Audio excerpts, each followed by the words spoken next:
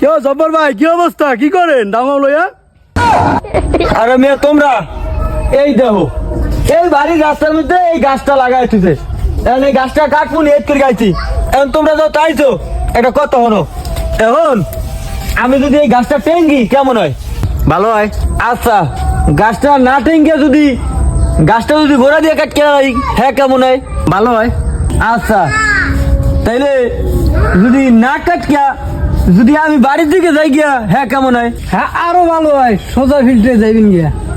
আল্লাহর ভালো, কাটলেও ভালো হয়, টানলেও ভালো হয়, না কাটকে যদি বাড়ি দিকে হ্যাঁ ভালো হয়, তাই চোখের দিকে শিখাতে আহম্মকের করে আহম্মক। মুখ কইলো কারে? আহম্মক লোকেরা আমার করে আম করে কইলো আনাম যাই গিয়া